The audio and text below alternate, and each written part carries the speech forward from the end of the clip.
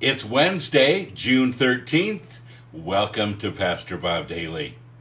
My friend Yosef says, "Does God know my metal music is my way of worshiping Him? Is it offensive to Him?" Well, first of all, Yosef, I guess we have to ask the question, what kind of music does God listen to?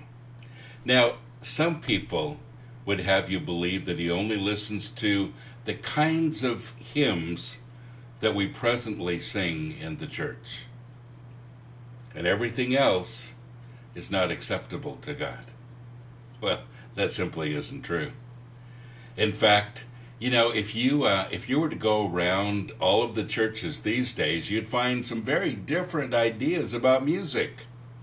One of the largest denominations here in Nashville doesn't believe in musical instruments in the church. They do everything a cappella. It amazes me that they're one of the largest churches here.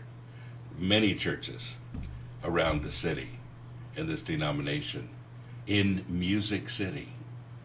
Now you have other people who make a lot of noise. Psalm 150 says, loud clanging cymbals, the lyre, the harp, making a lot of noise and celebrating our worship with the Lord. And so, there's a lot of different kinds of churches. Everybody has their own ideas. If you go back to first century Christianity, music was a whole lot different then than it is today in the church. So what music is the best? The music that comes from the heart. Now, I want to tell you the difference between celebration and worship. And this is my own opinion, and please accept it as that. But as I study the Bible, I realize that Psalm 150 is celebration. It's called praise, it's called worship, but it really is high celebration. And, you can celebrate the Lord with almost any kind of music that you want.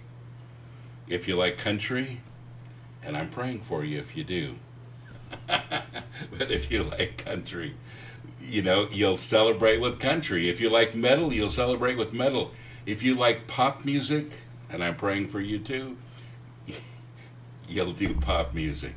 Whatever style you like, that's what you'll use. Big band, you'll love to celebrate with big band. Whatever it is. But there's something, folks, that all of us have in common. And I would recommend this. The Bible talks about soothing worship. David was one of those that soothed the king. Remember when he was tormented by demons?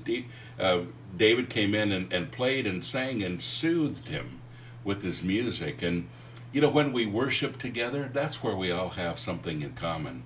Because worship is slowing it all down. Worship is really bringing your heart into it. And I think there's two kinds of music.